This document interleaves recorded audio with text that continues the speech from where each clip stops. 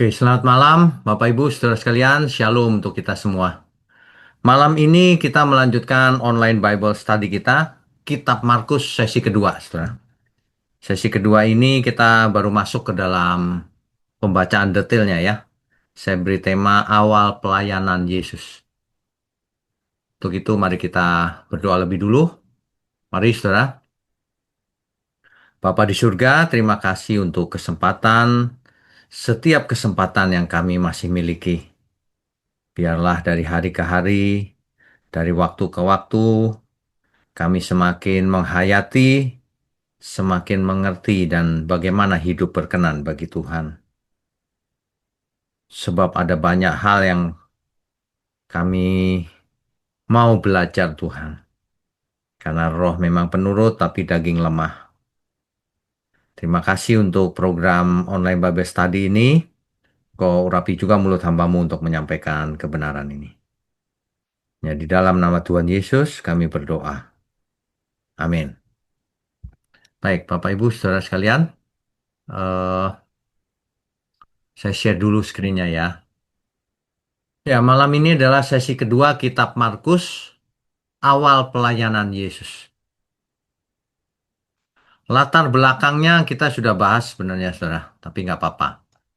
Alkitab itu hampir tidak mencatat kehidupan Yesus sejak masa kanak-kanak hingga usia sekitar 30 tahun. Nggak dicatat dengan detail. Tuhan Yesus ngapain tuh di masa itu, gitu ya.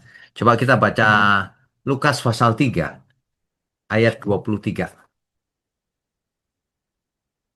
Lukas pasal 3 ayatnya yang ke-23. Ketika Yesus memulai pekerjaannya, ia berumur kira-kira 30 tahun. Dan menurut anggapan orang, ia adalah anak Yusuf, anak Eli. Gitu, saudara. Jadi mulai dicatatnya itu secara detail umur 30 tahun. Ya. Masa ini sering disebut tahun-tahun yang misteri, yang tersembunyi. Ngapain tuh Tuhan Yesus? Gitu ya. Nah, tapi Yesus hidup sebagai manusia biasa di Nazaret, yang taat, bertumbuh, dan menanti waktunya Bapa. Nah, Lukas pasal 2 ayat 52 dikatakan, dan Yesus makin bertambah besar dan bertambah hikmatnya dan besarnya. Dan makin dikasihi oleh Allah dan manusia. Ini mengindikasikan bahwa Tuhan Yesus tidak kemana-mana. Ia belajar Taurat seperti layaknya anak-anak Yahudi. Ia ada di Nazaret. Dia besar di sana, saudara. Ya. Jadi kalau saudara pernah mendengar dugaan atau tuduhan bahwa Yesus itu pergi ke India, lalu mati di sana, atau pergi ke India lalu balik lagi mengajar agama yang didapatnya dari India, nah itu semua bohong, saudara. Atau ada lagi yang cerita Yesus pergi ke Eropa, lalu punya turun-temurun sampai hari ini berupa misteri, semuanya bohong. Yesus tidak kemana-mana, bersama ayah ibunya, belajar Taurat. Ya. Jadi pelayanan Tuhan Yesus tidak dimulai dengan segera tergesa-gesa, tapi dengan penantian dan proses yang natural, seperti layaknya anak-anak Yahudi lain. Ya, oke. Nah, ketika Yesus datang dari rumahnya di Nazaret untuk memulai pelayanannya, ia pertama-tama mengambil dua langkah persiapan, yaitu yang pertama, sebentar saya warnain dulu ya.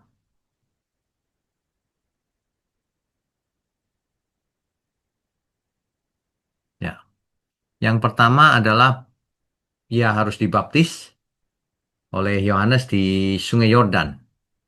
Yang kedua, ia dicobai oleh iblis di padang gurun Yudea. Nah, dua itu.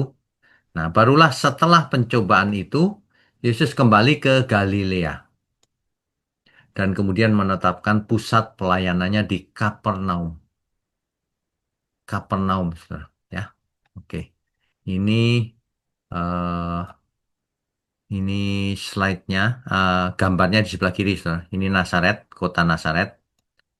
Ia pergi dari Nazaret ke Betani, kemudian ke arah sini, dan terakhir ke Kapernaum. Ini Kapernaum ini. Dan ini Danau Galilea. Jadi Kapernaum ada di pinggir Danau Galilea. Jangan ini Sungai Yordan. Mengalir ke Laut Mati. Dari Danau Galilea mengalir ke Laut Mati.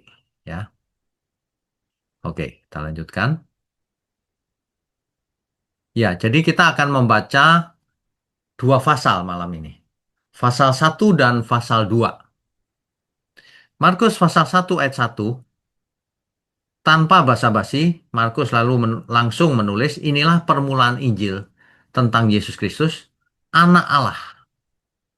Jadi, Markus sedang tidak membuktikan bahwa Yesus itu anak Allah, tapi menyatakannya langsung. Ya, nah kalau kita studi kata-katanya ya, permulaan itu arche. Ini bukan hanya awal daripada cerita ini atau narasi ini, tapi awal dari era baru. Kan kita tahu bahwa sejak Maleakhi 400 tahun sepi, tidak ada apa-apa. Nah, tiba-tiba Yesus lahir dan itu merupakan awal yang baru, era baru, ya. Injil berasal dari kata euangelion, kabar baik maksudnya, kabar kemenangan sang raja. Sedangkan Kristus atau Kristos itu artinya Mesias sana Allah. Klaim ini begitu eksplisitnya.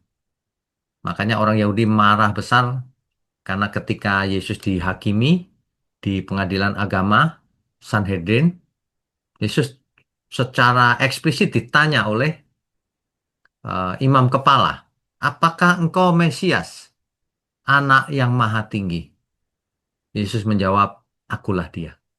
Engkau telah mengatakannya. Gitu ya.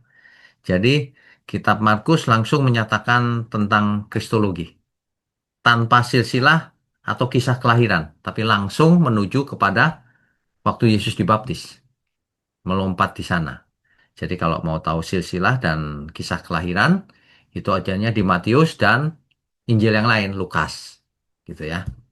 Bapak Ibu Saudara ingat ya, Matius, Markus, Lukas itu disebut Injil sinoptik. Injil yang isinya mirip-mirip, tapi satu sama lain saling melengkapi. Gitu ya. Oke, kita lanjutkan. Ya, jadi Markus pasal 2 sampai 8 itu cerita tentang eh, Yesus yang dibaptis. Coba kita perhatikan. Perhatikan sebentar, Markus pasal 1, 2 sampai 8. Jadi di ayat 2 ini, Saudara, seperti ada tertulis dalam kitab Nabi Yesaya, lihatlah, aku menyuruh utusanku mendahului engkau, ia akan mempersiapkan jalan bagimu. Ada suara orang yang berseru-seru di padang gurun, persiapkanlah jalan untuk Tuhan, luruskanlah jalan baginya. Ini adalah kutipan dari kitab Yesaya dan Maleakhi 3 ayat 1. Gabungan dari itu. Ya. Kemudian demikianlah Yohanes Pembaptis tampil di padang gurun dan menyerukan bertobatlah dan berilah dirimu dibaptis dan Allah akan mengampuni dosamu. Maka banyak orang datang akhirnya minta dibaptis di Sungai Yordan. Ya. Ayat 6, Yohanes memakai jubah bulu unta dan ikat pinggang kulit. Dan makanannya belalang dan madu hutan. Saudara perlu tahu ya, yang dimaksud belalang ini bukan binatang belalang. Belalang itu ada suatu buah dari suatu pohon yang bentuknya seperti belalang. Ya, disebut belalang itu. Kalau saudara ke Israel, bisa ditunjukkan itu buahnya itu. Kemudian ayat 7, Yohanes berkata demikian. Inilah yang diberitakannya, sesudah aku akan datang ia yang lebih berkuasa daripadaku. Membungkuk dan membuka tali kasutnya pun aku tidak layak. Yohanes sudah berkata itu. Ayat 8 dijelaskan lebih dalam lagi. Aku membaptis kamu dengan air, tetapi ia akan membaptis kamu dengan Roh Kudus. Gitu, saudara. Ya. Jadi kutipan dari Yesaya dan Maleakhi, Yohanes bukan pusat, bahkan ia nunduk apa, membuka tali kasutnya pun tidak layak. Kemudian, baptisan Yohanes adalah baptisan pertobatan, supaya yang dibaptis bertobat. Nah, sedangkan Yesus akan membaptis dengan Roh Kudus, ya. Jadi kerajaan Allah itu dimulainya dengan pertobatan, bukan ritual, bukan ritual, saudara. Makanya kalau orang dibaptis air, belum tentu masuk surga, belum tentu, saudara. Karena kerajaan Allah bukan dimulai dengan ritual, tapi dimulai dengan pertobatan sejati. Jadi itulah sebabnya eh, banyak orang minta dibaptis oleh Yohanes. Nah, di Markus pasal 1 ayat 9 sampai 11, di situ dikisahkan Yesus dibaptis oleh Yohanes. Kita tahu bahwa baptisan Yohanes adalah baptisan pertobatan. Sedangkan kita tahu Yesus tidak berdosa. Mengapa minta dibaptis? Ia mengidentifikasikan dirinya dengan manusia berdosa yang memberi teladan supaya manusia dibaptis. Gitu ya, bukan karena ia berdosa, bukan. Nah, yang luar biasa adalah ketika ia dibaptis di Sungai Yordan oleh Yohanes, ayat 10-nya, pada saat ia keluar dari air, ia melihat langit terkoyak, terbuka gitu. Dan roh seperti burung merpati turun ke atasnya. Roh seperti burung merpati. Itu Roh Kudus, saudara. Lalu terdengarlah suara dari surga. Engkaulah anakku yang kukasihi, kepadamulah aku berkenan. Ya, ini suara Bapa di surga. Nah, jadi Yesus berdiri di tempat orang berdosa menggantikan kita. Roh yang turun itu Roh Kudus dan suara Bapa itu menyatakan bahwa identitas Yesus adalah anak Allah, anak Bapa di surga.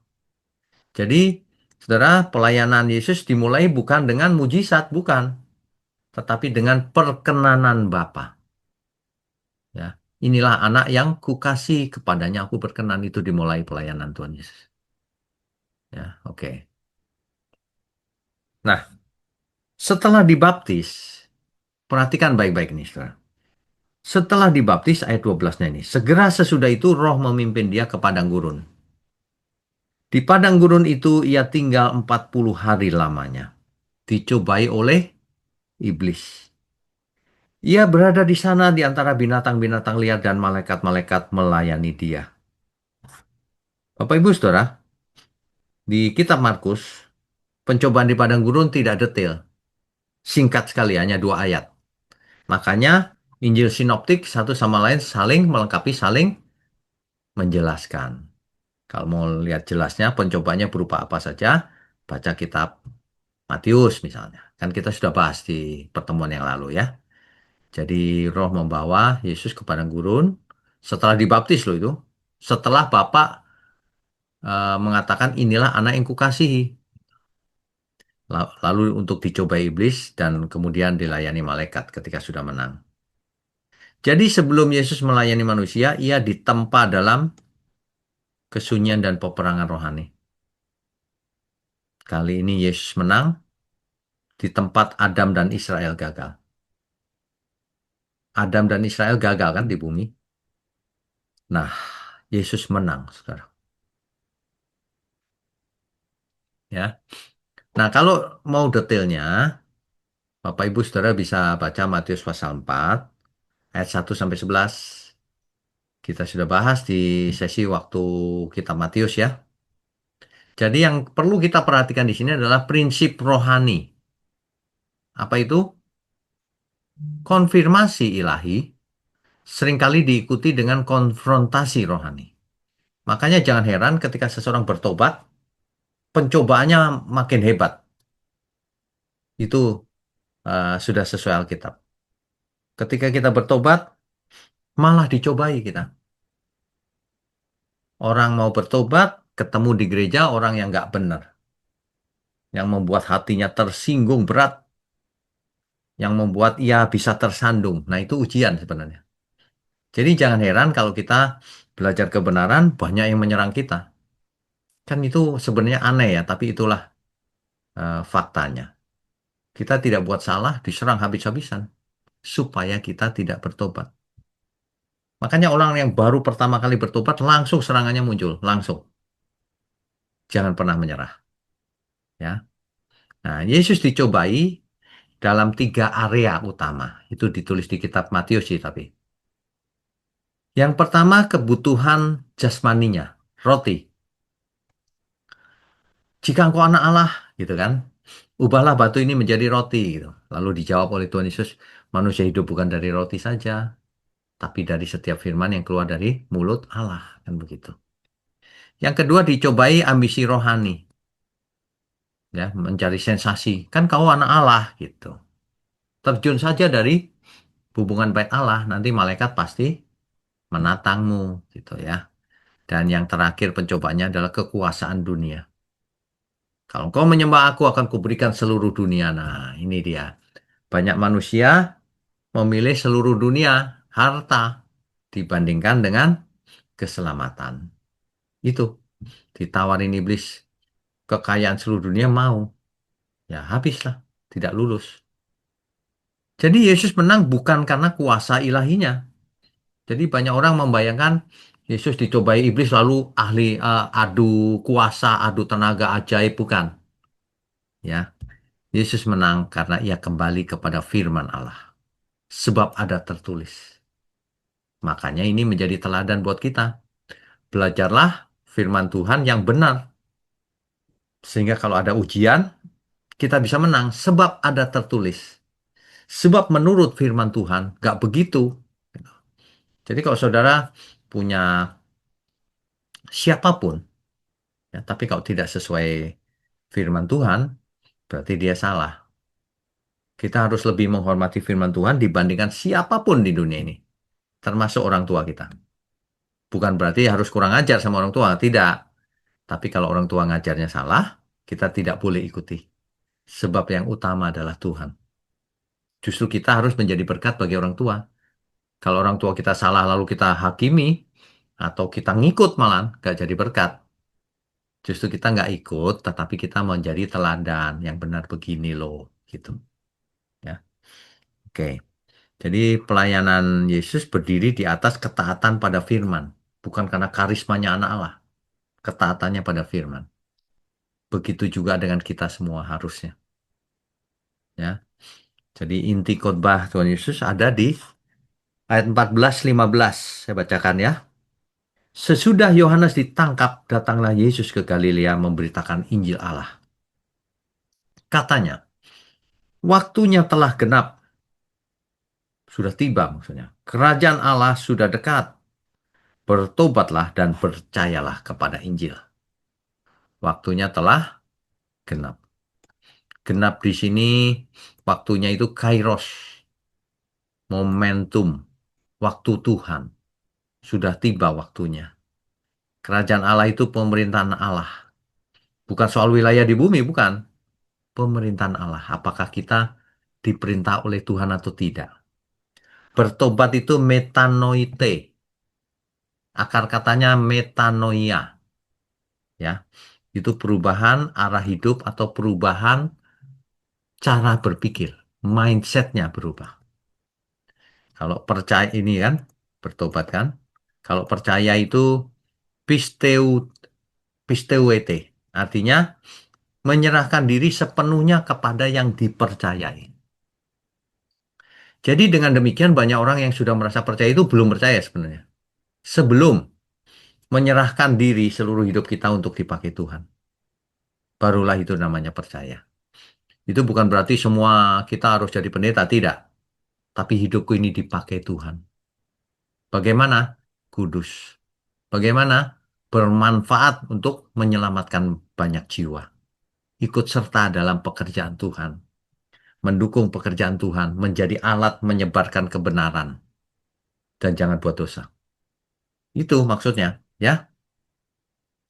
Jadi Injil Markus ini konfrontatif. Langsung minta respon. Bertobatlah dan percayalah kepada Injil. Itulah inti awal pelayanan Tuhan Yesus. Ya. Nah, jadi yang pertama kali itu bukan soal mujizat. Bukan soal janji kemakmuran, kaya raya di bumi, bukan, saudara. Yang pertama itu adalah pertobatan dan iman. Bertobatlah dan percayalah. Itu inti yang pertama, yang paling penting. Di zaman sekarang banyak orang terbalik, yang paling penting malah mujizat. Memang mujizat yang spektakuler itu menarik, menarik banyak perhatian. Tetapi bukan itu yang utama. Bahkan orang mengalami mujizat yang luar biasa sekalipun, belum tentu selamat. Israel mengalami mujizat yang tidak pernah bakalan kita alami. Laut terbelah dan mereka berjalan di tengah-tengahnya. Tapi mereka tidak bertobat. Itu ya, jangan salah prioritas, saudara. Ayat 16 sampai 20. Ini adalah Yesus mengangkat murid. Ayat 16 sampai 20. Jadi, ketika Yesus sedang berjalan menyusur Danau Galilea, ia melihat Simon dan Andreas, saudara Simon. Mereka sedang menebarkan jala di danau sebab mereka penjala ikan. Rupanya Simon dan Andreas ini adalah penjala ikan. Yesus berkata kepada mereka, "Mari ikutlah aku dan kamu akan kujadikan penjala manusia." Tadinya penjala ikan biasa, sekarang menjala manusia. Lalu mereka pun segera, perhatikan kata-katanya, segera meninggalkan jalannya dan mengikuti dia. Nggak pikir-pikir dulu Tuhan, besok aja gitu. Kan masih muda, nanti aja kalau sudah tua. Banyak orang begitu. Ayat 19. Dan setelah Yesus meneruskan perjalanannya sedikit lagi, dilihatnya Yakobus anak Zebedeus dan Yohanes saudaranya sedang membereskan jala di dalam perahu. Yesus segera memanggil mereka dan mereka meninggalkan ayahnya Zebedeus di dalam perahu bersama orang-orang upahnya lalu mengikut dia. Jadi sudah dapat 4 murid, saudara. Simon, Andreas, Yakobus, dan Yohanes. Ya, begitu. Perhatikan, ikutlah aku. Tidak ada negosiasi, saudara. Responnya seketika. Langsung mereka ikut. Mereka meninggalkan hidupnya dan mengikut Yesus. Jadi Injil Markus menekankan ketaatan yang segera. Kalau mau ikut Tuhan itu ayo segera. Jangan pikir-pikir dulu Tuhan. Nanti saja. Keburu mati. Saudara. Yesus tidak mencari yang paling pintar, tetapi yang bersedia meninggalkan segalanya. Itu dia. Makanya Tuhan Yesus berkata dalam ayat yang lain, barang siapa tidak melepaskan diri dari segala miliknya, tak dapat jadi muridku. Ayat 21 sampai 28. Ini Yesus ada di rumah ibadah di Kapernaum. Saudara, kalau ke Israel itu sampai hari ini di Kapernaum itu ada satu sinagog, rumah ibadah. Kemungkinan besar itu Yesus dulu di sana itu mengajarnya. Ya, kita mulai pembacaan ayat 21. Mereka tiba di Kapernaum setelah hari Sabat mulai. Yesus segera masuk ke dalam rumah ibadat dan mengajar. Yesus ini seorang rabi, saudara. Makanya bisa mengajar di sinagog. Ya, mereka takjub mendengar pengajarannya, sebab ia mengajar mereka sebagai orang yang berkuasa, tidak seperti ahli-ahli Taurat. Kalau ahli-ahli Taurat itu mengajarnya pakai teori, tapi Tuhan Yesus berkuasa. Ayat 23, pada waktu itu di dalam rumah ibadat itu ada seorang yang kerasukan roh jahat, orang itu berteriak. Perhatikan ini, orang itu berteriak yang kerasukan ini. Apa urusanmu dengan kami, hai Yesus orang Nazaret? Engkau datang hendak membinasakan kami.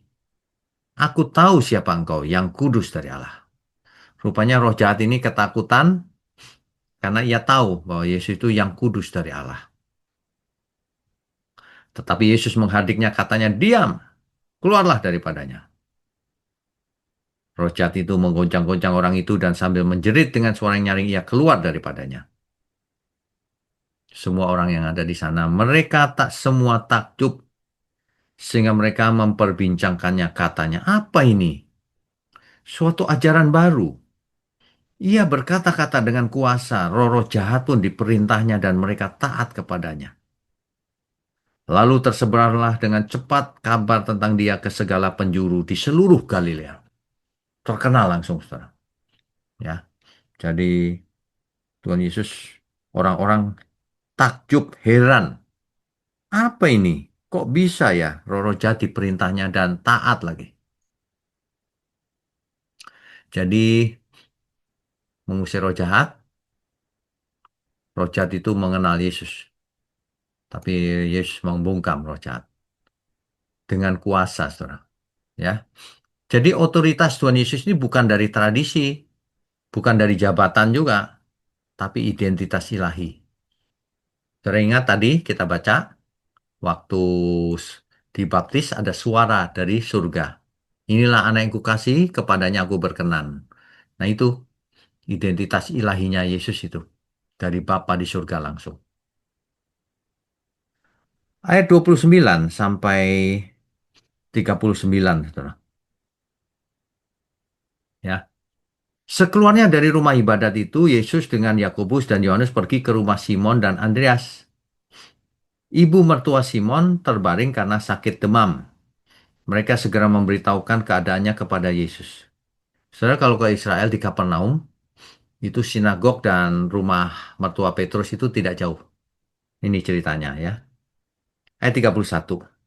Ia pergi ke tempat perempuan itu dan sambil memegang tangannya, ia membangunkan dia, lalu lenyaplah demamnya. Kemudian perempuan itu melayani mereka. Menjelang malam, sesudah matahari terbenam, dibawalah kepada Yesus semua orang yang menderita sakit dan yang kerasukan setan. Ya, dan Tuhan Yesus menyembuhkan banyak orang, banyak penyakit, mengusir setan, banyak sekali yang dikerjakannya. Ya, nah, yang luar biasa lagi kita harus perhatikan baik-baik, saudara. Ya, Markus pasal 1 ayat 35. Pagi-pagi benar, waktu hari masih gelap, ia bangun dan pergi keluar. Ia pergi ke tempat yang sunyi dan berdoa di sana. Tuhan Yesus berdoa kepada Bapaknya, berdialog dengan Bapaknya.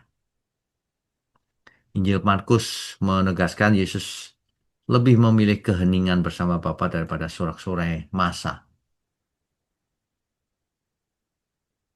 Oke, ayat 40 sampai 45. Ini cerita tentang Tuhan Yesus menyembuhkan seorang yang sakit kusta, saudara.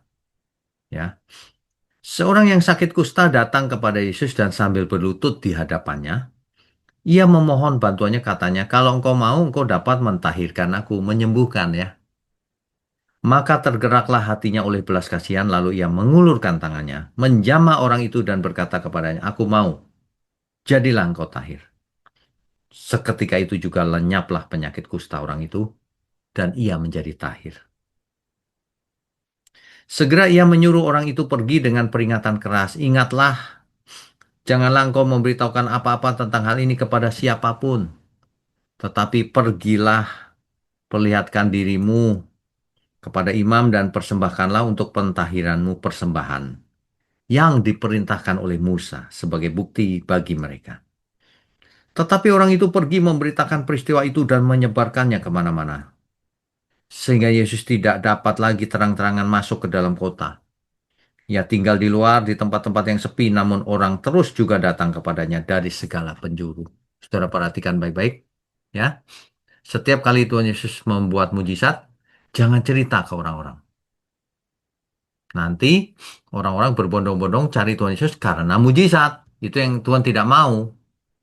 Ya, belum waktunya juga. Nah, perhatikan Yesus menyentuh yang najis dan tidak ketularan, malah yang najis menjadi tahir. Ya, Injil bukan hanya menyembuhkan, tapi juga memulihkan martabat. Jelas ya semua ya. Oke. Sekarang pasal 2, saudara. Di pasal 2 ini, yang pertama adalah orang lumpuh disembuhkan. Ya, ini sama tentang mujizat nih. Cuma bedanya ini orang lumpuh. Ya, dibawa dari atap genteng, dibuka lalu diturunkan, ya. Sehingga Tuhan Yesus melihat iman mereka begitu besar. Ayat 5-nya. Ketika Yesus melihat iman mereka, berkatalah ia kepada orang lumpuh itu, "Hai anakku, dosamu sudah diampuni." Coba bayangkan. Tetapi di situ ada juga duduk beberapa ahli Taurat. Mereka berpikir dalam hatinya, mengapa orang ini berkata begitu? Emangnya ia Allah? Ia menghujat Allah. Siapa yang dapat mengampuni dosa selain daripada Allah sendiri?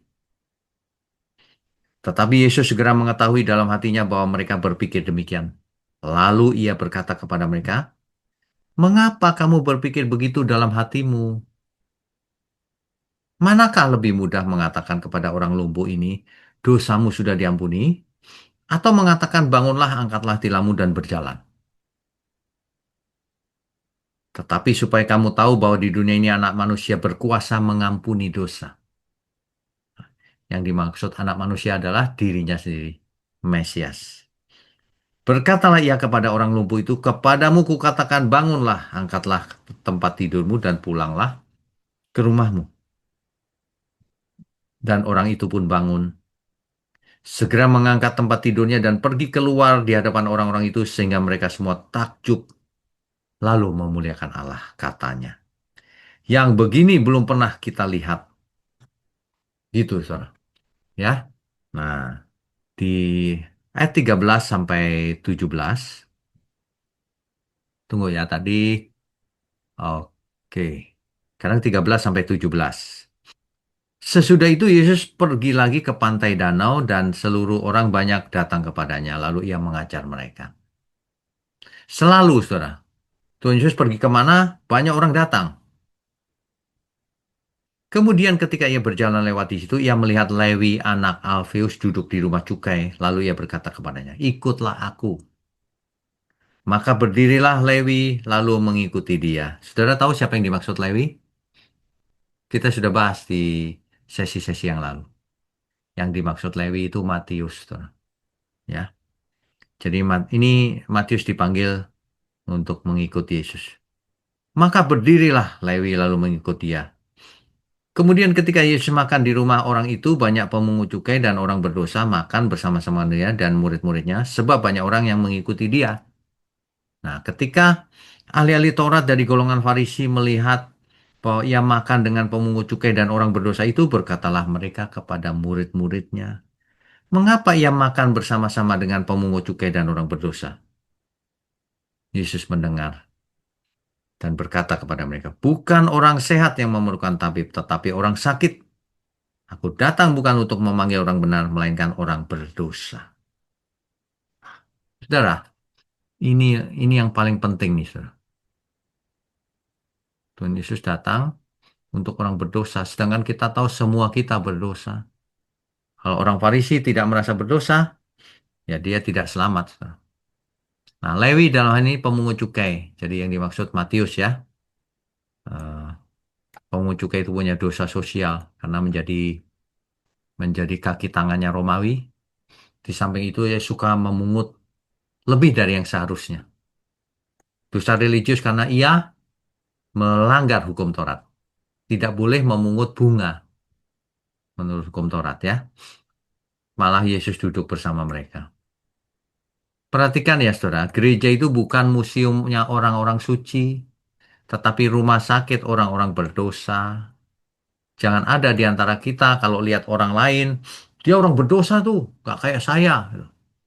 Wah, itu benar-benar jadi orang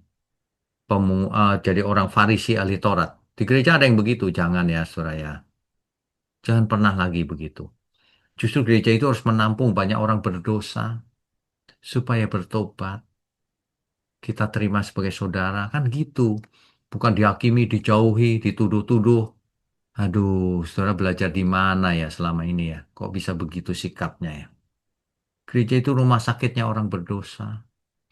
Jadi, kalau saudara merasa nggak berdosa, jangan ke gereja. Padahal semua orang sudah jatuh dalam dosa. Kok bisa merasa lebih suci dari yang lain? Heran ya, saudara ya. Manusia suka begitu emang. Ya, Kemudian ayat 18 sampai 22, Saudara.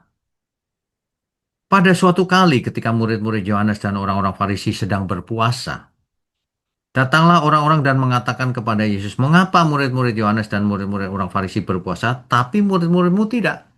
Kenapa murid-muridmu tidak berpuasa? Orang lain lagi berpuasa." Gitu. Jawab Yesus kepada mereka, "Dapatkah sahabat-sahabat mempelai laki-laki berpuasa sedang mempelai itu bersama mereka?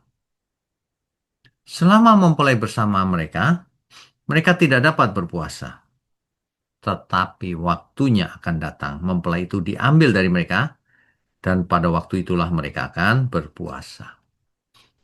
Ayat 21, tidak seorang pun menambahkan secarik kain yang belum susut pada baju yang tua. Karena jika demikian, kain penambal itu akan mencabiknya. Yang baru mencabik yang tua, lalu makin besarlah koyaknya. Apa ini artinya? Ayat 22. Demikian juga tidak seorang pun mengisikan anggur yang baru ke dalam kantong kulit yang tua.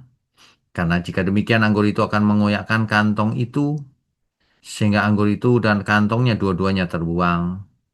Tetapi anggur yang baru hendaklah disimpan dalam kantong yang baru pula. Kan gitu, ya.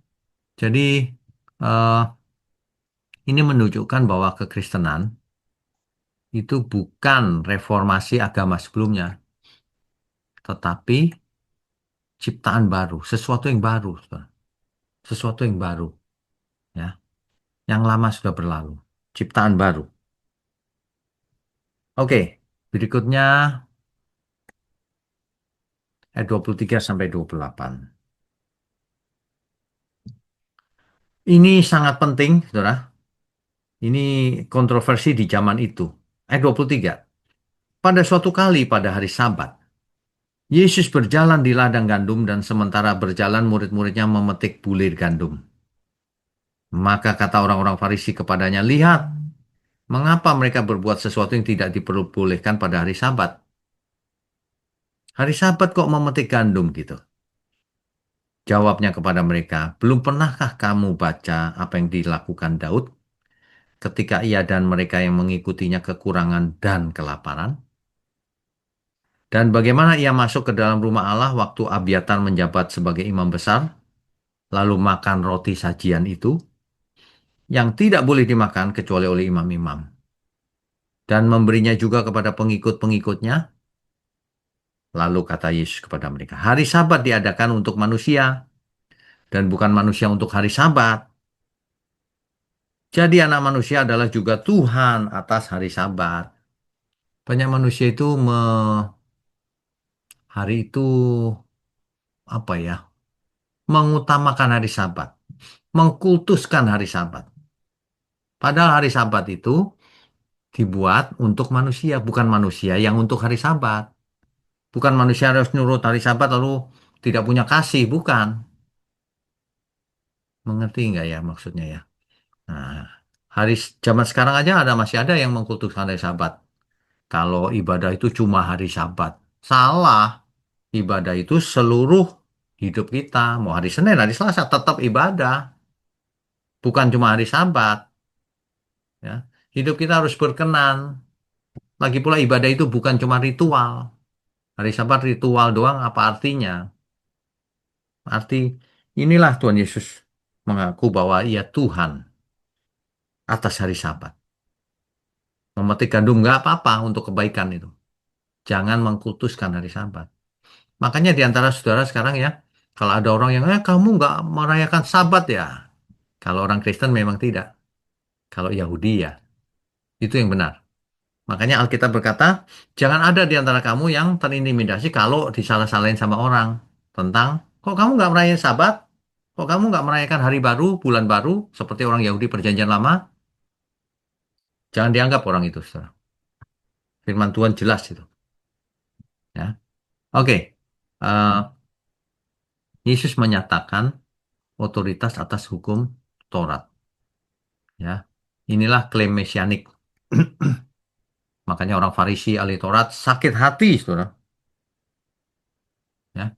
Jadi kesimpulan dari apa teologi Markus 2 pasal ini adalah yang pertama, Yesus adalah Mesias yang berotoritas penuh. Dan kerajaan Allah sudah hadir melalui pribadi Tuhan Yesus. Dosa adalah masalah utama manusia. Makanya disuruh bertobat, bukan? Dan Yesus lebih besar dari semua hal termasuk hukum Taurat. Kenapa? Karena Yesuslah Tuhan atas hukum Taurat. Makanya ketika Yesus mati di kayu salib, nanti kalau kita bahas di sesi-sesi masih jauh, di Efesus 2 ayat 15, dengan matinya ia sebagai manusia, ia telah membatalkan hukum Taurat dengan segala perintah dan ketentuannya. Gitu. Mengikut Yesus berarti hidup di bawah otoritasnya seluruhnya. Nggak pakai hukum Taurat lagi. Tapi seluruh hidup kita serahkan kepada Tuhan. Hidup sesuai kehendak Tuhan. Dan kalau kita lakukan dengan benar, tentu saja tidak akan melanggar hukum moralnya hukum Taurat dulu. Tentu saja bahkan lebih dalam. Ya, kalau dulu hukum Taurat mencuri itu sudah melakukan pencurian. Kalau sekarang mengingini dengan tidak benar aja sudah mencuri itu. Apalagi merampas secara fisik. Itu perampok. Ya, saudara ya. Nah, jadi kalau dulu berzina itu kalau sudah melakukan hubungan secara fisik. Tapi kalau sekarang hanya mengingini melihat mengingini saja sudah berzina. Dianggap berzina. Makanya lebih sempurna hukum Tuhan Yesus dibandingkan hukum Taurat. Gitu ya. Oke, jadi aplikasinya bagi gereja zaman sekarang dan pelayanan, kita harus selalu mengkhotbahkan Yesus yang Alkitabiah. Jangan cuma Yesus yang menyenangkan telinga, seperti teologi kemakmuran. Di banyak hal, di banyak tempat kan begitu kebanyakan. Jangan. Kalau harus ditekankan, kalau ikut Tuhan Yesus harus bertobat dan apa tadi? Bertobat dan apa saudara? Ada dua inti yang tadi. Bertobat dan dibaptis. Ya, lalu hidup baru kan gitu. Oke, kemudian apakah gereja memberi ruang bagi orang berdosa untuk dipulihkan atau tidak? Atau orang berdosa mau masuk gereja diusir-usir gitu? Nah, diperiksa. Periksa diri sendiri, saudara. Apakah saudara memusuhi orang berdosa atau tidak? Kalau saudara memusuhi orang berdosa, saudara bukan murid Tuhan Yesus. Sebab Tuhan Yesus lebih suka bergaul dengan orang berdosa yang mau bertobat. Dibandingkan dengan orang Farisi, ahli Taurat yang sok suci. Ya. Nah, kemudian yang perlu kita cek apakah sistem dan tradisi kita tunduk pada Kristus atau tidak? Apakah kita lebih mengunggulkan tradisi kita ataukah tradisi ditundukkan di bawah Tuhan Yesus? Gitu ya. Baik. Oke, kita bisa lanjutkan dengan diskusi dan tanya jawab. Saya berharap langsung pertanyaannya biar cepat ya. Bentar saya buka dulu. Ya. Oke, baik. Silakan yang mau bertanya. Pak Konstanara dulu. Silakan, Pak. Shalom, selamat malam Pak Wignya. Shalom, selamat malam. Terima kasih Pak untuk penjelasan malam hari ini. Saya bertanya di Markus 1 ayat 15 Pak. Oke, kenapa? Dikatakan kan waktunya telah genap, kerajaan Allah sudah dekat, bertobatlah dan percayalah kepada Injil. Ya, Yang saya mau tanya Pak Wignya, apakah kerajaan Allah itu ada ketika Tuhan Yesus ada? ya Jadi benar. perjanjian lama itu tidak ada sistem kerajaan surga begitu ya Pak Wignya. Kerajaan Allah itu kan di perjanjian lama bukan di bumi, di surga. Nah, ketika Tuhan Yesus turun ke bumi, maka kerajaan Allah sudah datang dari surga maksudnya. Melalui pribadinya Tuhan Yesus. Menjadikan kita warga kerajaan surga. Gitu. Oke, terima kasih Pak Wignya. Terus kan biasa kan sering kita dengar atau mungkin juga pernah kita berbicara sendiri bahwa tujuan hidup manusia itu adalah kerajaan surga. Ya, Tapi kalau kita baca di sini kan ada apa namanya tahap-tahapnya kapan gitu. ya pertanyaannya? Pertama kan bertobat, percaya kepada Injil, artinya mendengarkan Injil supaya pola berpikirnya berubah. Ya benar. Yang jadi masalah apa? Yang jadi masalah kan hanya dikasih tahu atau di khotbah bahwa hidup kita tertuju kepada ke kerajaan surga, tetapi untuk sampai ke situnya tidak pernah dijelaskan semacam pikul salibnya atau melepaskan diri dari segala hal. Ya makanya harus berdasarkan seluruh Alkitab. Kan kalau ayat kan potongan-potongan aja. Setiap ayat harus dijelaskan panjang lebar. Ya, betul Pak Wija. Bahkan ambil dari eh, kitab-kitab Matius, seluruh Alkitab Lukas. itu untuk melengkapi kan gitu. Ya, nggak ada masalah sih harusnya. Nah, kan ini paralel juga dengan ketika Tuhan Yesus makan di rumahnya Matius tadi ya. Ya, ya, Eh, Tuhan Yesus mengatakan bahwa yang memerlukan kesembuhan kan orang sakit, begitu, bukan ya, orang sehat. ya. Artinya, bagaimana bisa, itu kan pasti kita berpikir korelasinya dengan itu kan eh, sakitnya pikirannya yang mau disembuhkan, yang mau dirubah kan begitu. Pertanyaannya apa? Ya, pertanyaannya maksudnya kalau kita ditarik di kehidupan kita sekarang, bukan hal itu yang diutamakan. Yang Yang diutamakan diutamakan itulah pertobatan. ingin Yang ya, diutamakan itu pertobatan, bukan kesembuhan fisik. bukan mujizat toh, bukan Bukan begitu. mujizat toh. Mujizat boleh ada, boleh tidak. Tapi Ya, kesembuhan kita itu mujizat yang sebenarnya. Sembuh dari kejiwaan kita yang menyimpang itu, yang berdosa itu. dari kesesatannya gitu Pak. Iya, ya. Oke, terima kasih Pak Wija. Oke, Tuhan Memberkati. berkati. Bu Mariana, silakan. Ya Pak, saya mau tanya tadi kan Bapak bilang pelayanan Tuhan Yesus itu dimulai dengan perkenanan Bapak, Betul. itu kan ya Pak? Itu saya mau nanya kalau diaplikasikan sekarang nih Pak, apakah semua pelayan Tuhan itu harus dimulai dulu juga dengan perkenanan Bapak? Nah, gimana caranya kita tahu Pak, perkenanan atau tidak gitu Pak? Oke, beda Bu. Kalau Tuhan Yesus itu memang dipersiapkan, dikirim dari surga oleh Bapaknya. Makanya pelayanannya dimulai dari perkenanan Bapa. Hmm, Kalau kita justru kita mau menjadi anak yang berkenan. kita mau Kita jadi sedang anak. menuju proses seperti itu gitu. Nah, beda ya. Oh ya Pak, tapi belum begitu nangkep kalau misalnya untuk dalam hal pelayanan ya Pak, Ya, apa ada standar tertentu, standar minimal untuk menjadi pelayan gitu Pak maksudnya. seharusnya ada. Cuman Misalnya apa Pak? oke. eh, Misalnya satu ia harus sudah bertobat, mengaku bertobat minimal. Harus sudah dibaptis dan Ya. bersedia belajar sungguh-sungguh. Nah, Hmm. meskipun dalam prakteknya tidak demikian. Orang, ya Pak, bertobat, baptis ya, tapi tetap aja Hmm. hidupnya nggak berubah. Hmm. Ya, justru pelayanan itu suatu ujian juga bagi kita semua. Waktu diberi Hmm. kesempatan melayani, sikap hatinya benar nggak? Apakah cara dunia Hmm. dibawa ke pelayanan atau sudah menjadi murid Tuhan Yesus beneran atau tidak? Nah, justru kadang-kadang pelayanan itu menjadi ujian juga buat kita. Jadi sebenarnya itu tanggung jawab sendiri ya Pak ya. Ya, tanggung jawab kita masing-masing. Hmm. Ya, ya. Contohnya gini, Bu. Orang sudah bertobat, pengen melayani, berjanji macam-macam, tapi ternyata gampang tersinggung. Nah, itu kan belum bertobat sebetulnya. Iya iya Pak. Ya Pak. Mindsetnya masih yang lama, ya kan? Pak, boleh tanya satu lagi. Boleh, boleh. Di Markus 2 ayat yang 19 dan 20 Pak. Tentang Ya. ini Pak, selama mempelai itu bersama mereka, mereka tidak dapat berpuasa di ayat 19 sama tetapi waktunya akan datang mempelai itu diambil dari mereka dan pada waktu itulah mereka akan berpuasa. Saya nggak begitu paham dua kalimat ini Pak. Maksudnya gimana ya Pak? Oke, apa tujuan berpuasa? Nah, itu harus tahu. Berpuasa itu kan artinya eh, sedang, contohnya Esther. Esther berpuasa kenapa tuh? Hmm. Hmm. Karena dia lagi sedih.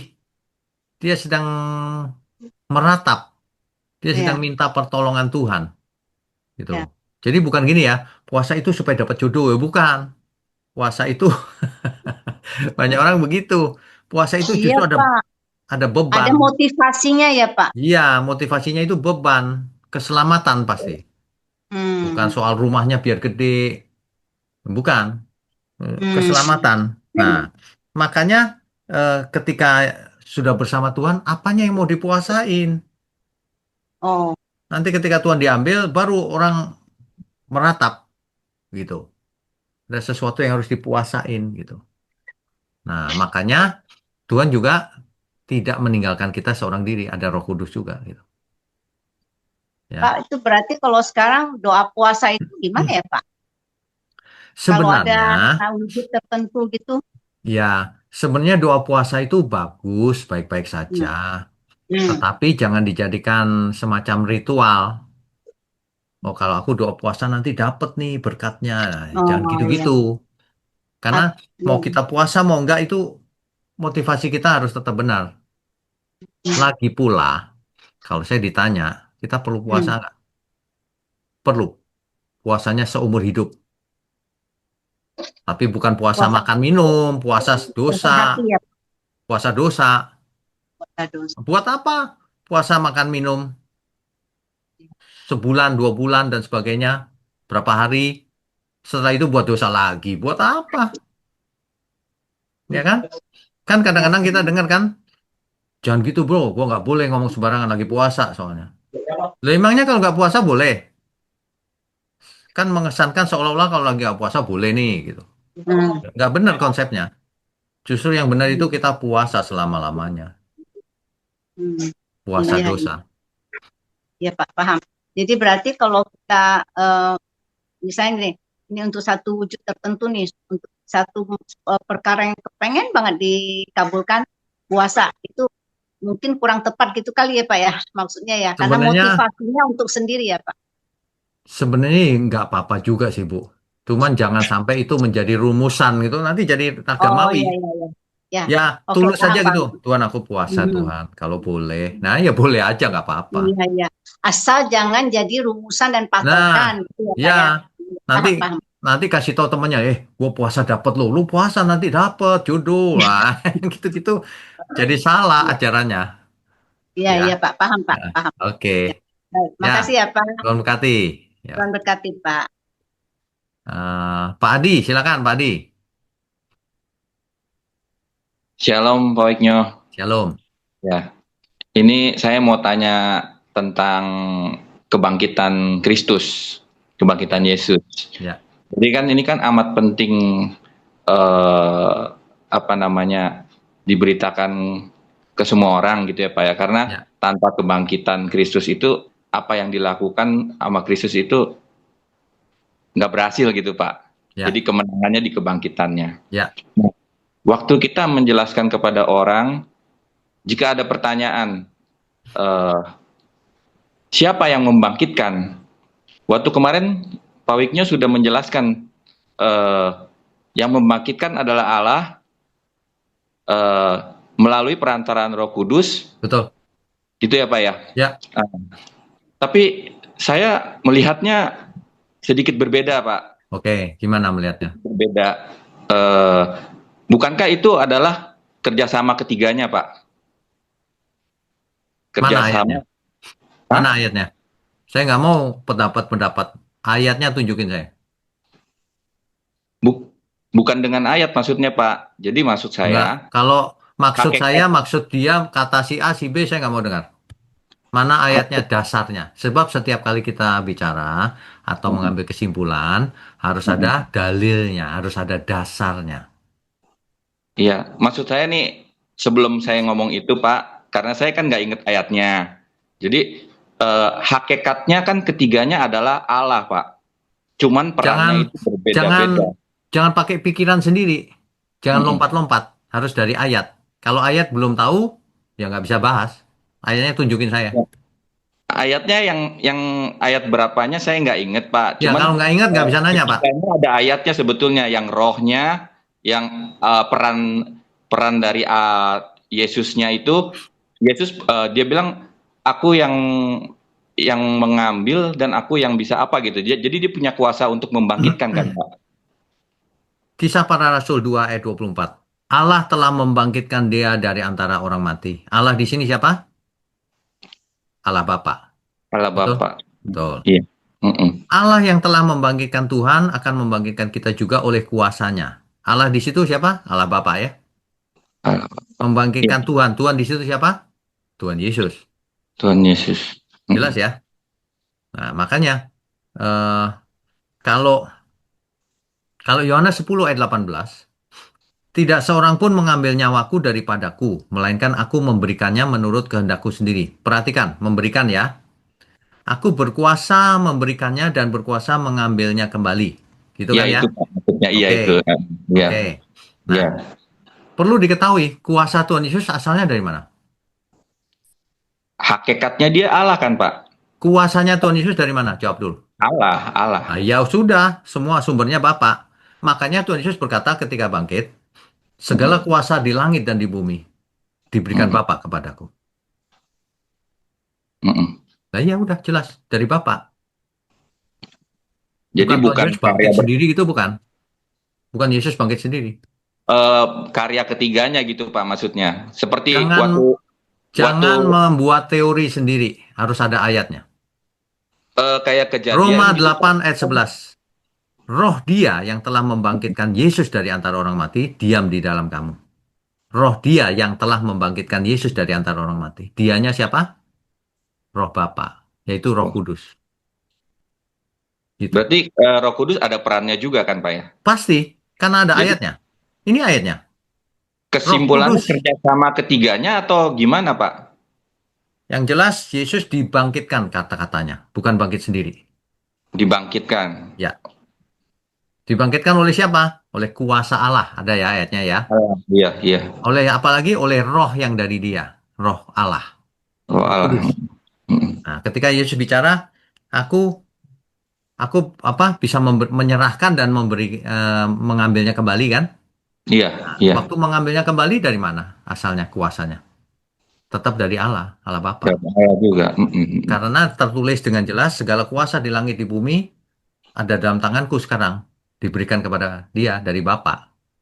Di kitab Daniel kita sudah bahas yang lalu, Mm. yang seperti anak manusia datang kepada yang lanjut usia. Yang lanjut usia memberikan segalanya kepada yang seperti anak manusia itu. Itu jelas kok, Iya, iya. ya. Itu aja Pak. Ya, Makasih Pak Wiknya. ya. Sebab ada satu ayat lagi, meskipun ia adalah anak, ia berdoa dengan ratap tangis dan air mata terhadap Dia yang bisa melepaskannya dari maut. Siapa yang bisa melepaskan dari maut? Bapa. Bapak di surga. Nah, iya, gitu. Karena Tuhan Yesus sedang mengosongkan dirinya jadi Mm. manusia, Mm. gitu. Ya, Oke oke. Pak. Makasih, Pak. Ya, Tuhan berkati. Ya, God bless you. eh Ibu Sarah, Sarah Hui, silakan. Shalom Bapak, Shalom. ya Pak saya mau nanya pertanyaan yang ini Pak, murid-murid Tuhan Yesus yang dipanggil oleh Tuhan Yesus yang pertama kali itu yang 4 orang, terus berikut-berikutnya lagi ada. Nah itu saya baca di Alkitab itu mereka kayak begitu Tuhan Yesus ngajak, mereka kayaknya langsung jalan gitu, langsung ikut. Ya. Apakah itu secara natural dari pikiran dan hati mereka, atau Tuhan Yesus sudah mendoakan untuk orang-orang ini sebelumnya, Pak? Jadi kayak mereka itu kayak bisa langsung ikut tanpa mikir gitu loh, Pak. Kan biasanya kalau kita melakukan sesuatu itu pasti kita mikir dulu, paling tidak setengah hari, Pak. Tapi ini kayak langsung gitu loh, Pak. Ini gimana ya, Pak? Oke, Tolong baik. jawab, Pak, ya. Terima kasih, Pak. Baik. Kalau kita mengamati dengan teliti pembacaan Alkitab tadi ya, Tuhan Yesus sudah terkenal belum? Waktu mereka mencari murid-murid itu kan Iya. baru, Pak. Baru Sudah muncul terkenal ya, Pak. belum? Jawab dulu, ya Belum, atau Pak. tidak? Belum, Pak. Belum, Belum. Pak. Baca lagi tadi, pasal 1 dan 2. Oh, oke, Pak. Semua yang disembuhkan cerita kemana-mana seluruh Galilea sudah dengar akhirnya. Oh, oke. Sehingga itu Andreas, Yohanes dan sebagainya begitu lihat loh ini dia yang terkenal, dijadiin Oh, murid oke. mau langsung. Oke, oke. Jadi bukan gini, mau deh untung-untungan, nggak ngerti apa-apa, bukan, sudah terkenal Oh di iya, seluruh iya. Galilea. Iya Pak. Pengertian saya tadinya gitu Pak. Ini kok kayaknya ikut-ikutan aja tanpa pengertian apa-apa, main ikut Enggak, gitu loh Pak. enggak. Itu sudah ngusir setan, yang lumpuh sudah berdiri, bangkit, Oke. dan lain-lain. Sudah terkenal Oke. banget. Berarti sudah terkenal dan itu memang secara natural, secara di dalam pengertian mereka berarti oke ini aku ikut benar gitu ya Pak ya. Betul, betul, Oke, oke, betul. oke. Jadi Ya, eh, ya. sudah sangat terkenal. Buktinya apa? Tiap kali Tuhan Yesus ada di mana, orang banyak berkumpul kan? Oke. Nah, artinya apa itu? Orang-orang Oh, sudah tahu ya bahwa Pak. ini yang bisa menyembuhkan orang lumpuh dan sebagainya dan sebagainya.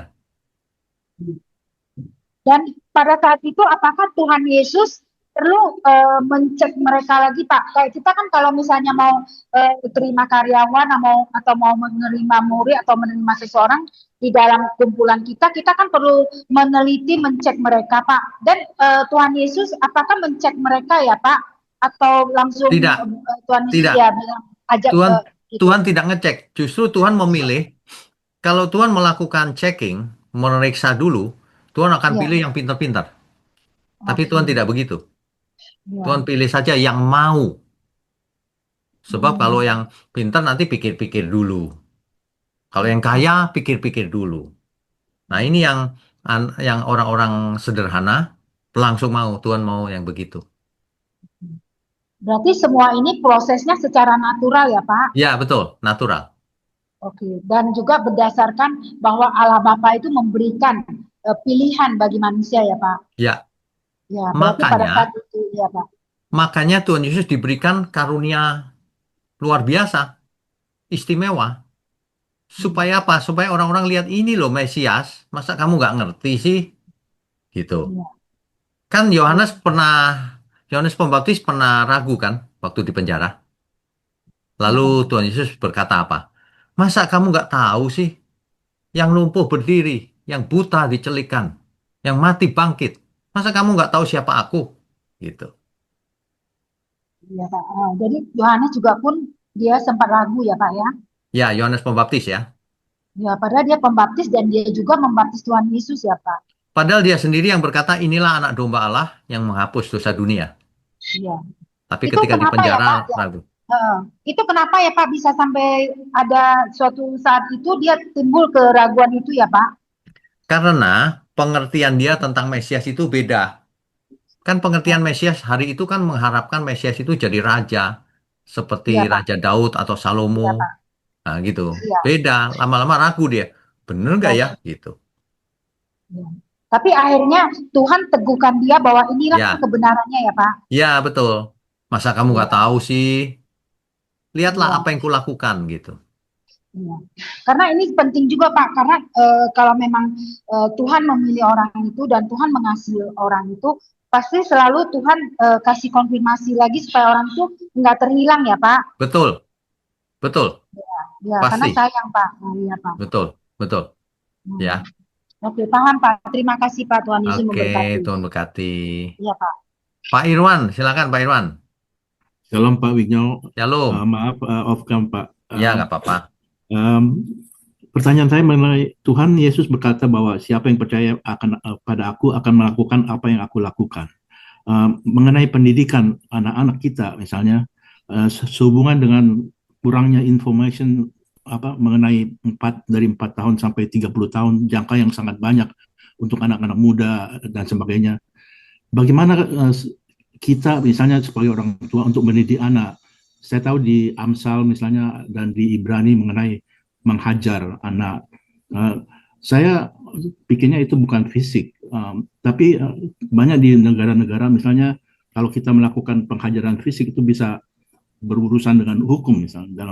Jadi dengan tidak adanya informasi gini, bagaimana sebaiknya mendidik anak dalam arti Kristen gitu Oke, Pak. baik. Di di kitab Taurat dijelaskan, didiklah anakmu ketika engkau duduk, berbaring, ketika engkau berpergian. Kita harus didik anak sejak kecil. Seperti Tuhan Yesus pasti dididik belajar Taurat ketika sebelum umur 30. Kenapa nunggu umur 30? Menjadi imam itu harus minimal 30. Beda dengan kita sekarang, anak-anak kita memangnya mau jadi imam secara struktural begitu kan enggak? Dididik itu dari kecil, Pak. Bukan nunggu 30, bukan. Jadi dari kecil dilibatkan, dididik dalam kebenaran. Lagian sekarang Tapi juga bukan zamannya Taurat juga. tapi kita tidak banyak mendapat pedoman dalam hal bagaimana seharusnya dilakukan.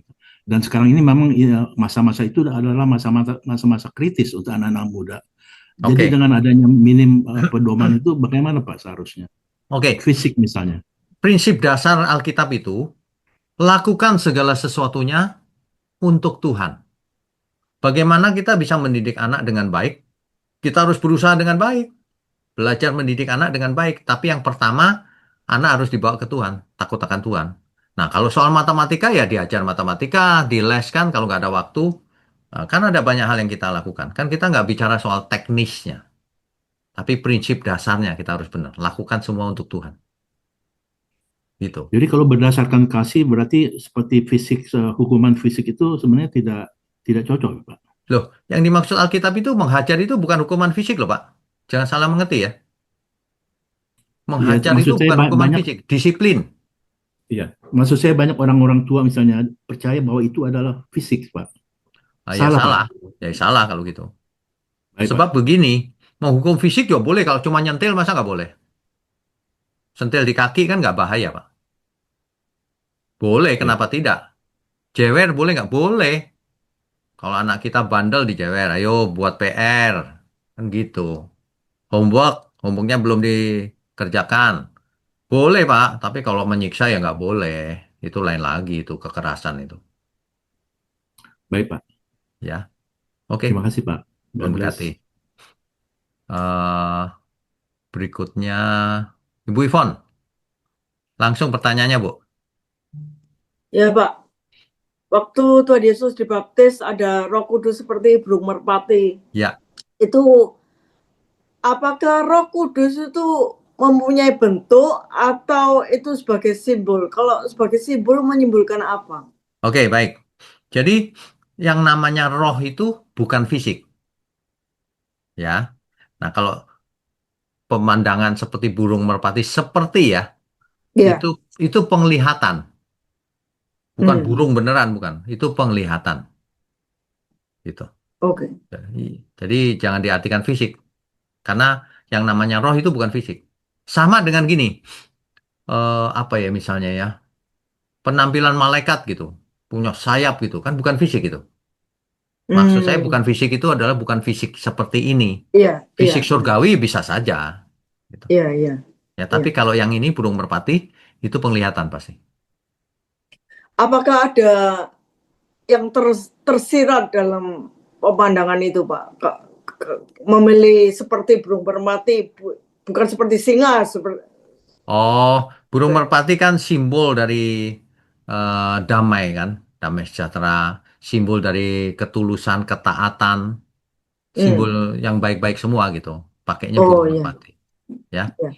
di peristiwa itu kita langsung tahu, rupanya ada 3 pribadi, Allah Bapa, Roh Kudus, dan Tuhan Yesus. Gitu. Ya. Yang kedua, Pak, Tuhan Yesus pagi-pagi berdoa dengan Bapa berdialog. Aplikasinya kita bagaimana, Pak? Jadi kalau Oke, saya berbicara dengan Pak Wiknyo kan Pak Wiknyo bisa langsung jawab, Pak ya. Kelah, bagaimana dengan kita, Pak? oke. Kita harus mengerti berdoa itu apa sih? Berdoa itu Dialog. bukan cuma minta-minta tok. Berdoa Iya, itu iya, berkomunikasi kan? iya. Nah, kalau orang cinta dengan pribadi yang dicintai pasti komunikasi, tidak mungkin tidak. Makanya komunikasi kita itu gampang, tidak perlu ngadep mana atau pakai pakaian khusus, enggak. Hatinya yang harus bersih. Komunikasi. Jangan lupa itu. Itu aja. Apa Aplikasinya. kita juga itu, Pak? Sama apa saya bilang, oh terima kasih Tuhan, terus bicara apa saja harus setelah itu diam untuk mendengarkan Tuhan atau selesai? Jangan pernah membayangkan setiap doa selalu dibalas secara audible lewat telinga. Ya, Nggak selalu. ya. Yang penting kita sampaikan eh, dialog kita apa, ya sudah. Nanti kalau Tuhan balas dengan apa audible bisa saja. Tapi jangan selalu berharap begitu. Bisa saja Tuhan balas dengan peristiwa yang terjadi kemudian atau lewat mimpi. Macam-macam Tuhan bisa pakai Oh cara. iya iya iya. Iya iya Atau iya. ditaruh langsung di hati kita. Kuat Di sekali hati. gitu. Iya Nah, iya. bisa. Iya Gitu. iya. Ya, Iya. makanya Roh Kudus tinggal dalam diri kita. Gitu. Iya iya. Ya. Iya. Oke, itu Terima aja. kasih, Pak. Oke, Tuhan Iya, berkati. Tuhan berkati, Pak. Ya. Berikutnya tadi Pak Budianto tadi sudah belum ya? Belum ya? Belum, Pak, belum. Silakan. Ya, shalom Pak Wiknyo dan Shalom. saudara-saudara ya. Ya, Ya. saya ada mau tanya, Mm-mm. kalau saya lihat kan Pak Wiknyo ini punya background pendidikan juga ada yang bukan teologi gitu, Pak ya. Ya, ya, sekuler. Jadi ketika dulu saya waktu masih belum lulus SMA itu pendeta saya waktu di GPDI nyuruh saya jadi pendeta gitu kan. Nah, jadi nggak tahu kenapa saya tuh gampang duplikasi presentasi atau khotbah gitu Pak. Jadi Ya, ya. kemampuan saya sampai saat ini tuh ketika saya ngelihat satu produk tuh saya orang presentasi saya bisa niru dengan cepat. Nah, jadi singkat cerita sempat saya mau jadi guru atau pendeta tapi nggak ada duitnya gitu kan. Kata orang tua jangan nggak ada duitnya gitu. Oke, oke. Kita butuh duit. Akhirnya saya kan nggak bisa membedakan panggilan gitu. Jadi Ya. saya penasaran Pak Wiknyo kok bisa gitu Pak dari udah kuliah capek-capek terus ditinggalin gitu Pak. Nah itu nggak masuk akal gitu Pak ya. Itu pertama, ya itu nggak masuk akal Pak. Buat saya saat ini nggak masuk akal karena gimana saya membedakan gitu. Yang kedua, saya kan dulu pernah belajar baca tarot Pak. Ya. Saya belajar, saya bayar les gitu. Saya belajar. Dan itu benar Pak, saya bisa memediasi alam bawah sadar orang atau diri saya untuk mengkomunikasi dengan alam bawah sadar kita.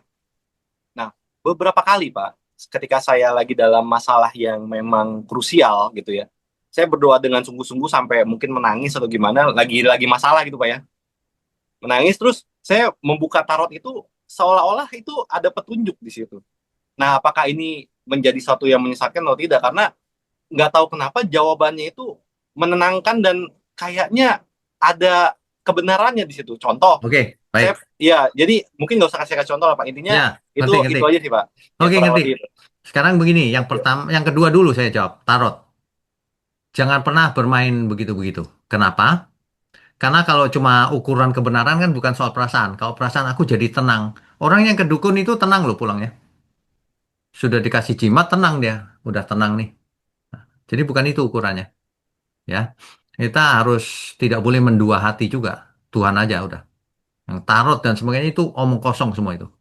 Kalau tarot itu bisa nolong, nggak ada orang susah hidupnya. Coba kasih orang yang susah hidupnya. Bisa nggak nolong tarot? Tarot nggak bisa. Percuma. Ya, Tuhan aja itu.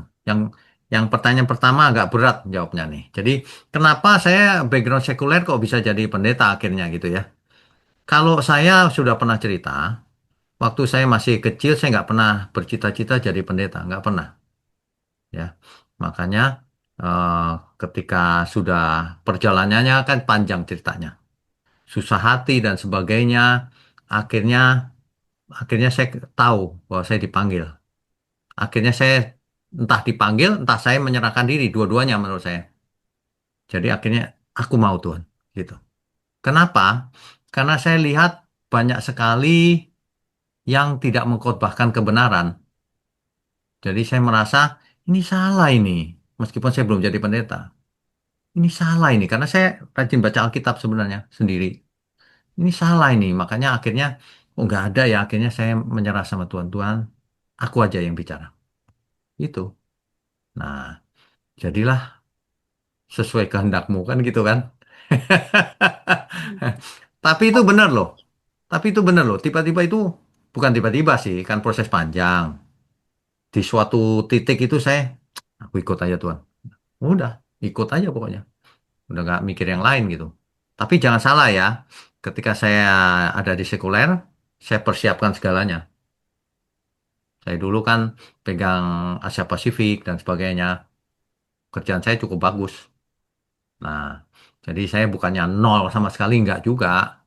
Saya sudah punya rumah juga, ya. Ketika belum jadi pendeta itu sudah punya rumah, ada mobil, sudah. Habis itu udah cukup. Nah, ketika saya jadi pendeta, saya ditawarin suruh pegang tambang dan sebagainya. Saya bayangin kalau saya pegang tambang, ya saya gajinya gede lah dan dapat macam-macam kompensasinya kan. Tapi saya nggak mau. Kalau itu keputusan secara sadar, nggak. Hidup ini pilihan. Kalau saya ambil itu, saya nggak bisa melayani Tuhan. Dan saya akan kerja siang malam, pasti. Karena saya pekerja keras juga kan. Tapi saya nggak mau itu. Kenapa? Hidup ini ada batasnya. Nggak bisa diikuti terus. Sebab berapa lama lagi sih kita hidup ini? Mau cari apa coba? Hidup ini ada saatnya kita memang harus serahkan diri sama Tuhan. Nah, tiap orang beda. Mungkin ada orang yang ketika lahir sudah cita-cita pendeta ya. Ada yang lahir jadi anak pendeta. Kalau saya kan bukan. Dari antah berantah gitu. Di tengah-tengah jalan udah enak-enaknya, ya udahlah gitu. Itu karena banyak peristiwa juga. Nanti kalau ketemu kita bisa cerita lebih dalam dikit. Itu ya. Jangan niruin saya loh. Tiap orang panggilannya beda loh. Ya, terima kasih Pak Wigno. Oke. Tuhan berkati. Ya, Tuhan berkati Pak. Pak Uto, silakan. Langsung pertanyaannya Pak. Waktunya mepet soalnya. Shalom Pak Wigno, Tuhan Yesus Shalom. memberkati. Ya. Kalau kita ini kan namanya hamba Tuhan Pak ya. Ya. Hamba Tuhan itu adalah pengikut-pengikut Kristus. Tetapi jadi kita meletakkan kasih Kristus atau kehidupan Kristus dalam hati kita. Tetapi kenapa ya orang itu, tadi saya bersharing sama seorang katakanlah lagi sedang ngambil S2-nya di teologi ya. Dia bilang, ya paling susah melepas itu natur dosa. Kalau saya katakan tidak. Kalau kita sudah menjadi hamba Tuhan, kita harus merendahkan diri dan masuk dalam hadiratnya. Gak bakal kita itu katakan natur dosa itu hidup dalam hati kita atau dalam kehidupan kita. Kalau kita sudah menjadi hamba Tuhan, pengikut Kristus, kita harus, kalau terkecuali kalau dia hamba setan. Saya katakan itu. Saya langsung jelas itu seperti Pak Wigno suka ajar itu hamba Tuhan atau hamba setan. Tapi kalau namanya hamba Tuhan, dia sudah meletakkan Kristus itu atau Tuhan Yesus itu di dalam kehidupannya. Dia harus bisa merendahkan diri sehingga otomatis itu tidak bisa kita bilang, oh natur dosaku gitu atau dosaku ada jadi aku susah gini gitu. Saya bilang tidak, karena terus dikatakan gini, tidak ada manusia bisa sempurna. Saya bilang tidak, karena Tuhan itu sudah menciptakan gitu sesuai dengan kehendaknya. Kita tuh sempurna sesuai dengan gambarnya. Itu. Oke, saya itu mengerti. Itu karena ajaran Tuhan itu begitu. Jadi kita nggak mungkin kalau kita kan, oh Tuhan apa itu natur dosa nggak bisa melepas kita. Bisa kalau kita seorang hamba Tuhan, kita harus merendahkan diri. Betul Pak Wigno ya. Oke, begini. Faktanya Alkitab berkata roh memang penurut, daging itu lemah. Jadi Amin. pada dasarnya manusia itu sulit sekali melepaskan natur dosanya, meskipun hamba Tuhan. Jadi kalau Pak Oto bilang tadi sebenarnya mudah kalau hamba Tuhan, ya benar. Tapi kalau hamba Tuhannya kan baru hamba Tuhan tanda kutip. Artinya baru jadi hamba Tuhan, baru belajar. Nah itu dia berjuang mati-matian tuh. Jadi kalau dibilang susah, susah sekali. Kalau dibilang nggak susah, mungkin nggak susah bagi orang yang sudah mematikan manusia lamanya gitu. Jadi tergantung posisi seseorang. Tetapi pada umumnya, saya sangat lihat susah sekali. Aktivis juga susah sekali. Hal sederhana aja nggak bisa ngikutin. Susah. Ya. Saya Gitu. potong Pak Wigno. Ya. Apalagi kalau kita membaca dari kitab Perjanjian Lama, kita belajarnya dari berturut gitu, tidak lompat-lompat, bukan jadi comot logi apa ini comot-comot ayat gitu, kita belajar gitu. Kita ini orang-orang Nasrani atau orang Kristen itu paling enak zaman sekarang. Kenapa? Sudah ada ceritanya, sudah ada Alkitab. Zaman dulu, zaman raja-rajanya juga tidak bergerak dengan sempurna. Dia masih miring kiri, miring kanan, miring kiri, miring kanan, gitu loh. Ya. Jadi kalau kita Intinya sudah gini, Pak. mengetahui upah dosa itu maut, Ya. jadi kita Intinya sudah gini, Pak. paling enak bangsa sekarang, gitu Ya. loh. Bung Donald. Intinya bukan pada pengertian, Pak. Kalau pengertian mungkin sebagian manusia ada yang mengerti banget. Intinya pada prakteknya, prakteknya dagingnya masih kuat. Waduh, itu Tapi kita kalau meletakkan kita bahasanya kita hamba Tuhan, kita harus merendahkan diri dalam nama Tuhan. setuju, setuju, Pak. Gitu. Tapi Nggak praktek bisa yang saya tidak. lihat, ya, tapi praktek yang saya lihat banyak sekali orang yang masih struggle, artinya Belum bisa, berjuang betul. keras, gitu. Ya, benar. Ya, gitu, Pak. Oke, terima kasih, Pak Oto. Matur suwun Pak Ujo. Ya, Tuhan Tuhan Yesus berkati. berkati. Tuhan berkati. Terakhir ya, terakhir Ibu Erika terakhir. Silakan, Bu.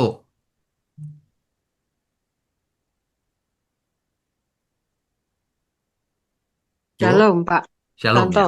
Ya, Saya jadi ingat tadi Bapak mengatakan eh, Roh Kudus turun dalam bentuk serupa burung merpati. Saya ya, jadi ingat pada saat malam kami ada acara di Kaliurang. Itu kami kan tidur berdelapan kalau nggak salah sama teman cewek semua. Nah, di tengah malam itu saya diperlihatkan bentuk burung merpati yang sangat besar di bawah jendela. Jadi jendelanya itu cukup besar, kemudian saya melihat itu di sekitarnya itu gelap-gelap, tetapi yang putih itu hanya bentuk burung merpati dan menghadap saya itu besar sekali. Kemudian angin bertiup itu, saya merasa kedinginan gitu. Terus kemudian saya terbangun. Ternyata saya melihat itu dalam kondisi tertidur. Ketika Hmm, saya terbangun, benar-benar bahwa jendela kamar kami itu belum ditutup, Pak. Jadi ya, diterpa angin tuh kodenya kelebatan gitu. ya, Jadi saya kaget, loh satu kamar kok nggak ada yang tahu kok jendelanya belum ditutup.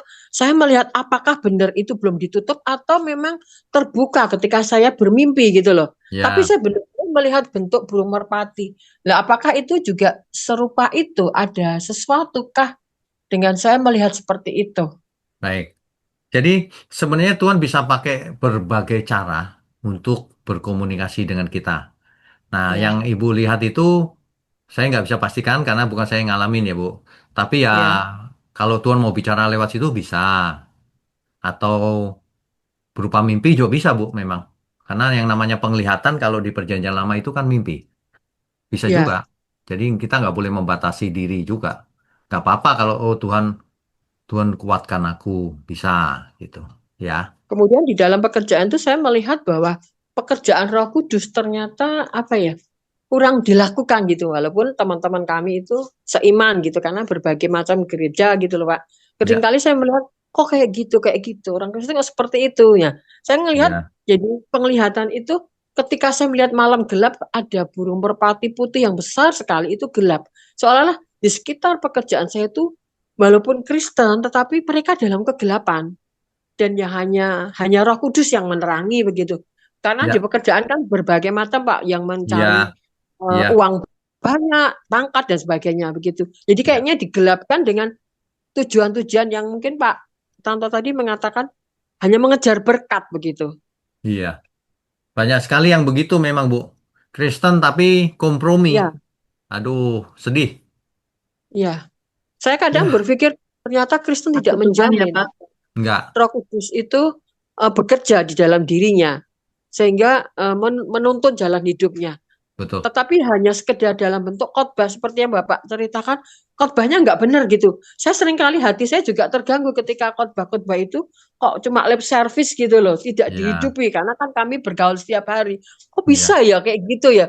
Sementara saya sendiri ngerasa kalau jelas itu dosa ya apapun alasannya nggak boleh dilakukan gitu loh Pak. ya, ya, ya. Oke, Bu. Ya, makasih Pak. Ya, Tuhan berkati. Baik, Bapak Ibu, waktunya sudah lewat sebenarnya. Kita selesaikan dulu ya malam ini ya. Nanti sambung lagi Rabu depan. Yuk kita tundukkan kepala. Mari. Bapa di surga, kami sungguh mengucap syukur dan kami percaya apa yang kami renungkan bersama malam hari ini tentunya sangat memberkati kami dan sangat mengubahkan setiap kami semua.